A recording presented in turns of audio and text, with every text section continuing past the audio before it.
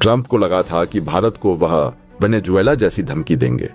और भारत इस बात से डर जाएगा, लेकिन असल में ट्रंप ने नए साल की शुरुआत के साथ ही जिस तरह से दुनिया भर में अफरा तफरी का माहौल बनाने की कोशिश की है, जिस तरह से वेनेजुएला को अस्थिर करके ईरान को थ्रेट देना और इसके बाद अब ग्रीनलैंड को डायरेक्टली धमकी देते हुए अपनी सेना भेज देना, यह अमेरिका की सबसे करारी हार बनती हुई नजर आ रही है।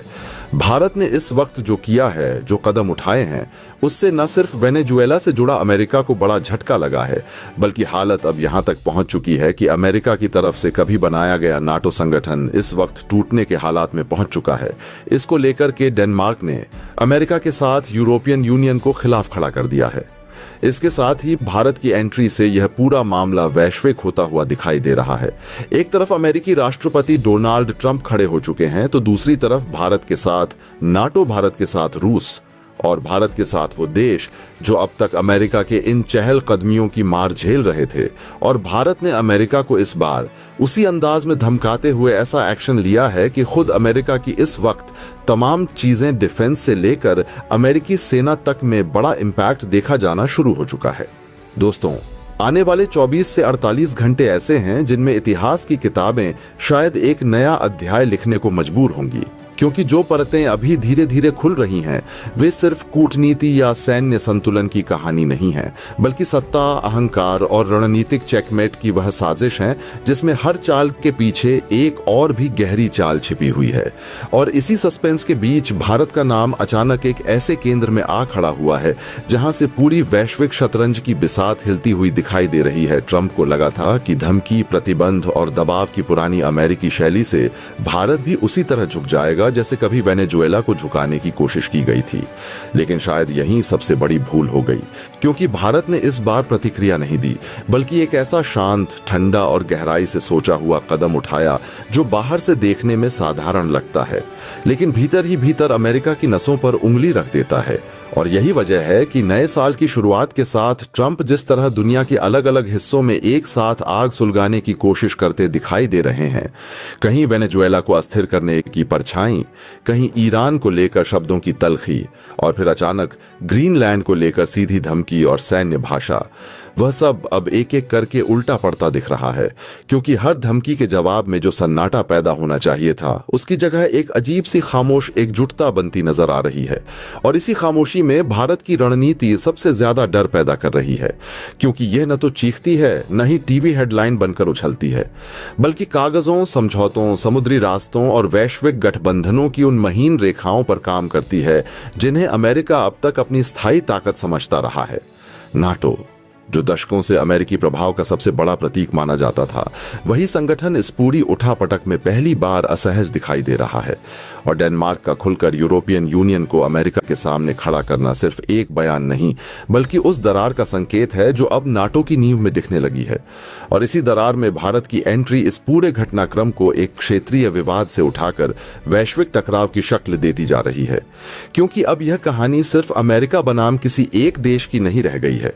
बल्कि यह उस दुनिया की कहानी बनती जा रही है जो लंबे समय से अमेरिकी फैसलों की कीमत चुकाती आई है और अब पहली बार एक वैकल्पिक धुरी के इर्द गिर्द खिसकती दिखाई दे रही है। एक तरफ डोनाल्ड ट्रंप अपनी पुरानी आक्रामक शैली में खड़े हैं, जहां हर चुनौती का जवाब और ज्यादा दबाव से देने की आदत रही है, लेकिन दूसरी तरफ भारत है जो बिना शोर मचाए उन दरवाजों को खोल रहा है जिनसे रूस, यूरोप के असंतुष्ट देश और वे तमाम राष्ट्र झांक रहे हैं जो अब तक अमेरिका की चहलकदमियों की मार झेलते आए हैं। और यही वजह है कि यह टकराव पारंपरिक युद्ध जैसा नहीं, बल्कि एक अदृश्य युद्ध जैसा लगने लगा है, जहां डिफेंस सिस्टम, सप्लाई चेन, समुद्री रास्ते और राजनीतिक भरोसे ही असली हथियार बन चुके हैं। जिस अंदाज में भारत ने इस बार अमेरिका को उसी की भाषा में, लेकिन उससे कहीं ज्यादा परिपक्व तरीके से संकेत दिए हैं, उसका असर अब अमेरिकी डिफेंस इंडस्ट्री से लेकर सैन्य मनोबल तक में महसूस किया जाने लगा है। क्योंकि जब कोई देश सीधे हमला नहीं करता,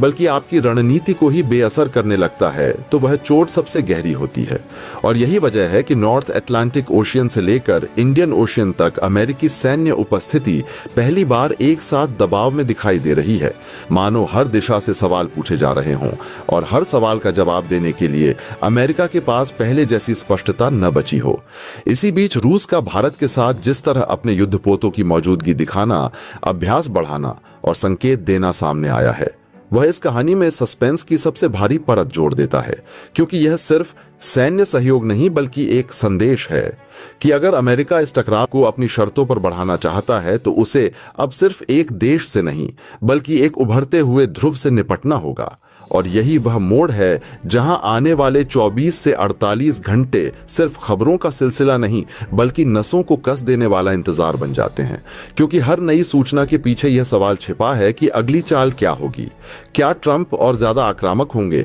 या यह महसूस करेंगे कि जिस शतरंज की बिसात पर वे खेल रहे थे उसी पर भारत ने चुपचाप चेकमेट की तैयारी कर ली है। और इसी अनिश्चितता, इसी खामोश टकराव और इसी वैश्विक साजिश के बीच दुनिया सांस रोके देख रही है कि इतिहास किस करवट बैठेगा। क्योंकि जब बड़े साम्राज्य अपनी ताकत के भ्रम में फैसले लेते हैं और सामने वाला बिना शोर किए धैर्य से खेलता है तो अक्सर नतीजे वही होते हैं जिन्हें बाद में सबसे करारी हार कहा जाता है। और शायद यही वजह है कि यह कहानी अभी खत्म नहीं हुई है बल्कि असली सस्पेंस तो अब शुरू हुआ है।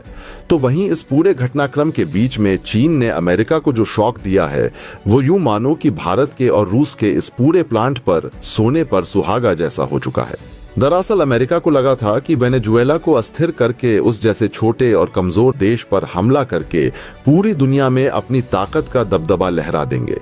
पूरी दुनिया उनकी बातों के, उनके कदमों के आगे झुक जाएगी। भारत जैसे देश तो उनके चरण टेक देंगे। लेकिन असल में यहाँ पर जो हुआ है उसके बाद अमेरिका में हालात बदलते नजर आ रहे हैं। खुद अमेरिकी राष्ट्रपति डोनाल्ड ट्रंप दुनिया भर के निशाने पर आ चुके हैं। इतना ही नहीं, हाल तो अब यहां तक बन चुका है कि नाटो जैसा संगठन, जिसे असल में 32 से 33 देशों की ताकत का सबसे बड़ा नमूना कहा जाता है, अब वही नाटो टूटने की कगार पर भी पहुंच चुका है। असल में नाटो ने भारत को सीधा अपना समर्थन तक दे दिया है। क्या है पूरी खबर और क्या इस वक्त स्थिति बन चुकी है? किस कदर से अमेरिका अपने ही बनाए गए जाल में बुरी तरीके से फंस चुका है और किस तरीके से अमेरिकी राष्ट्रपति डोनाल्ड ट्रंप की सेखी बघारने की आदत अब खुद उन्हें झुकने पर मजबूर कर रही है, बताएंगे आपको इस वीडियो में। और क्या इस वक्त वैश्विक स्थिति बन चुकी है जिसमें खुद अमेरिका बुरी तरीके से पिसता नजर आ रहा है? तो चैनल पर बने रहे वीडियो को लाइक और चैनल को अगर अभी तक आपने सब्सक्राइब नहीं किया है तो सबसे पहले चैनल को सब्सक्राइब कर लें।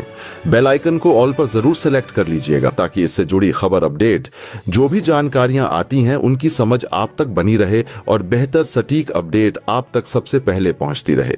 दोस्तों, जिस तरीके से नए साल की शुरुआत के साथ ही अमेरिकी राष्ट्रपति डोनाल्ड ट्रंप के तेवर बदले हैं, यह तेवर छोटे देशों को अस्थिर करने से लेकर के अमेरिकी अर्थव्यवस्था को नाजायज तरीके से बेहतर बनाने की हर संभव कोशिश की जा रही है। सोचिए, वेनेजुएला जैसा वो देश जो एक संप्रभु राष्ट्र है, उस देश की सिर्फ एक चीज जो है उसका क्रूड ऑयल, उसे लेकर के अमेरिका ने इतना बड़ा हमला बोलते हुए उस क्रूड ऑयल पर अपना कंट्रोल स्थापित करने की कोशिश की। और दूसरी तरफ यह करने के साथ ही अमेरिका का पेट नहीं भरा तो ट्रंप ने सीधे ईरान को धमकी देते हुए उसके यूरेनियम पर अपनी नजरें गड़ा दी। यहां तक यह सब कुछ ठीक था, लेकिन अब अमेरिकी राष्ट्रपति डोनाल्ड ट्रंप का लालच इतना ज्यादा बढ़ चुका है कि वो भारत जैसे 140 करोड़ की आबादी वाले देश के लोगों के सीधे जो ताकत है उसको ललकार बैठे हैं। और यही उनकी इस वक्त सबसे बड़ी चूक बन के उन पर कहर बरपा रही है। भारत ने एक तरफ तो अमेरिका को इस वक्त सीधे चुनौती देते हुए अरब सागर में तूफान खड़ा कर दिया है, तो वहीं भारत के साथ इस वक्त पूरे घटनाक्रम में रूस की एंट्री ने इस मामले को और भी ज्यादा पेचीदा और विश्व युद्ध की तरफ दिखावा रुख करता हुआ साफ कर दिया है। कल्पना कीजिए एक ऐसी दुनिया की जहां शीत युद्ध के बाद बना वैश्विक संतुलन अचानक एक बयान से हिलने लगे, जहां कूटनीति की भाषा की जगह धमकियों की गूंज सुनाई दे और अंतर्राष्ट्रीय नियम कायदों की किताब को खुलेआम चुनौती दी जाए। ग्रीनलैंड को लेकर अमेरिका का आक्रामक रुख ठीक इसी तरह की तस्वीर पेश करता है, क्योंकि यह सिर्फ द्वीप या बर्फ से ढकी जमीन का सवाल नहीं है, बल्कि यह उस पूरी विश्व व्यवस्था पर सीधा हमला है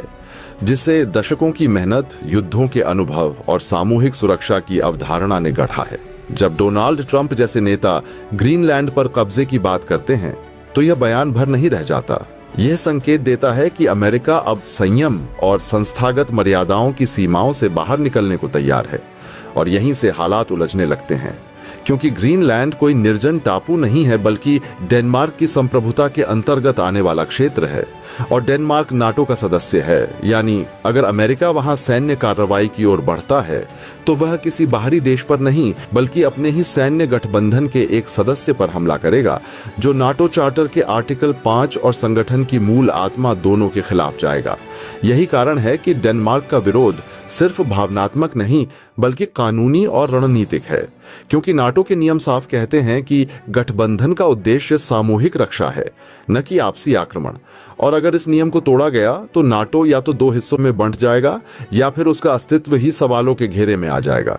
इस पूरे घटनाक्रम में सबसे दिलचस्प और खतरनाक पहलू यह है कि यूरोप अब चुप रहने के मूड में नहीं है। डेनमार्क के समर्थन में यूरोपियन यूनियन के कम से कम 1 दर्जन प्रभावशाली देश खुलकर सामने आ चुके हैं, जिनमें वे राष्ट्र भी शामिल हैं जिन्हें नाटो की रीढ़ से माना जाता है। और यह संकेत है कि अगर अमेरिका ने जोर जबरदस्ती की नीति अपनाई तो उसे पहली बार अपने ही सहयोगियों के संगठित प्रतिरोध का सामना करना पड़ सकता है। यहां ग्रीनलैंड की सामरिक अहमियत भी समझना जरूरी है। आर्कटिक क्षेत्र में स्थित यह द्वीप भविष्य की भू राजनीति का केंद्र बनता जा रहा है, जहां बर्फ पिघलने के साथ नए समुद्री मार्ग, दुर्लभ खनिज संसाधन और सैन्य निगरानी के अवसर सामने आ रहे हैं। और अमेरिका, रूस तथा चीन तीनों की नजर इस इलाके पर है। लेकिन फर्क यह है कि रूस और चीन अभी रणनीतिक धैर्य और दीर्घकालिक योजना की बात कर रहे हैं, जबकि अमेरिका के भीतर से आने वाली आक्रामक आवाजें तात्कालिक दबदबे और शक्ति प्रदर्शन पर जोर देती दिख रही हैं। अगर नाटो के भीतर दरार पड़ती है तो इसका असर सिर्फ यूरोप तक सीमित नहीं रहेगा, बल्कि पूरी दुनिया की सुरक्षा संरचना हिल जाएगी। पूर्वी यूरोप, मध्य पूर्व और हिंद प्रशांत क्षेत्र तक अमेरिकी नेतृत्व पर सवाल खड़े होंगे। और यही वह बिंदु है जहां यह मुद्दा भारत जैसे देशों के लिए भी महत्वपूर्ण हो जाता है, क्योंकि एक कमजोर या विभाजित नाटो का मतलब है कि वैश्विक शक्ति संतुलन तेजी से बहुध्रुवीय दिशा में जाएगा। डेनमार्क का यह कहना कि अमेरिका के कदम के बाद हालात यहां रुकने वाले नहीं होंगे, दरअसल एक चेतावनी है कि यूरोप अब अमेरिका की हर रणनीति को आंख मूंदकर स्वीकार करने को तैयार नहीं है। और यह वही यूरोप है जिसने ट्रंप के कार्यकाल में व्यापार, जलवायु और रक्षा जैसे मुद्दों पर पहले भी असहमति जताई थी। अगर अमेरिका सचमुच ग्रीनलैंड जैसे मुद्दे पर सैन्य दबाव बनाता है तो यह न केवल नाटो के विघटन की प्रक्रिया को तेज करेगा, बल्कि संयुक्त राष्ट्र, अंतर्राष्ट्रीय कानून और संप्रभुता की अवधारणा को भी गंभीर चोट पहुंचाएगा। क्योंकि तब यह सवाल उठेगा कि अगर सबसे ताकतवर देश नियम तोड़ सकता है तो बाकी दुनिया क्यों माने। इस पूरे परिदृश्य में ग्रीनलैंड एक प्रतीक बन जाता है उस अति आत्मविश्वास का जो महाशक्तियों को अक्सर इतिहास की वही गलतियां दोहराने पर मजबूर करता है जिनसे बचने के लिए संस्थाएं बनाई गई थीं। नाटो के भीतर उठती फूट दरअसल सिर्फ अमेरिका और डेनमार्क के बीच तनाव नहीं है, बल्कि यह उस गहरे असंतोष की अभिव्यक्ति है जो यूरोप लंबे समय से अमेरिकी एक तरफा फैसलों को लेकर महसूस कर रहा है। और अगर यह असंतोष खुली टकराव की शक्ल लेता है तो आने वाले वर्षों में दुनिया एक ऐसे दौर में प्रवेश कर सकती है जहां पुराने गठबंधन टूटेंगे, नए समीकरण बनेंगे और शक्ति की राजनीति कहीं ज्यादा अनिश्चित और खतरनाक हो जाएगी। यानी ग्रीनलैंड की बर्फ के नीचे सिर्फ खनिज नहीं, बल्कि भविष्य के वैश्विक संघर्षों की चिंगारी भी दबी हुई है जो किसी भी क्षण पूरी दुनिया को अपनी चपेट में ले सकती। और इस पूरे घटनाक्रम के बीच में जैसे ही हालात ग्रीनलैंड को लेकर के बने हैं, नॉर्थ अटलांटिक ओशियन में और बाल्टिक सी को लेकर के बात सामने आ रही है, तो वहीं इस पूरे के पूरे घटनाक्रम में अब अमेरिका को लेकर के भारत की एंट्री सामने आ चुकी है। कहा यह जा रहा है कि अब अमेरिकी सेनाएं चौतरफा घिरती हुई नजर आ रही हैं। अमेरिका पर एक के बाद एक इस वक्त रूस की तरफ से बड़े हमले बोले गए हैं। रूस ने साफ शब्दों में कहा है कि अमेरिका तुरंत तत्काल प्रभाव से अपनी नेवी को बैकफुट पर अगर नहीं लेता है तो रूस की तरफ से इन पर बहुत बड़ा एक्शन लिया जाएगा। वहीं दूसरे शब्दों में भारत ने इसी तरीके से डायरेक्टली अमेरिका को वार्निंग दूसरी तरफ भी दे डाली है। भारत ने साफ शब्दों में कहा है कि अगर इंडियन ओशियन के अंदर अमेरिका ने कुछ ऐसी नाजायज और गलत हरकत करने की कोशिश की तो अमेरिकी नेवी को वो धूल फेंकनी पड़ेगी जिसे अब तक भारत पूरी तैयारी के साथ अमेरिका के खिलाफ तैयार कर चुका है। भारत ने साफ कहा है कि इस वक्त भारत अपने हिंद महासागर की सुरक्षा संप्रभुता और भारत अपनी ताकत को लेकर के पूर्णतया सजग है। न सिर्फ सजग है बल्कि भारतीय नेवी इस वक्त इंडियन ओशन के चप्पे चप्पे पर नजरें गड़ाए बैठी हैं। अगर अमेरिका वेनेजुएला जैसी कोई हरकत भारत के साथ करने की कोशिश करता है तो इसका अंजाम अमेरिका को बहुत बड़ा भुगतना पड़ेगा। भारत ने साफ शब्दों में समझा दिया कि अमेरिका भारत को वेनेजुएला बिल्कुल समझने की भूल ना करें।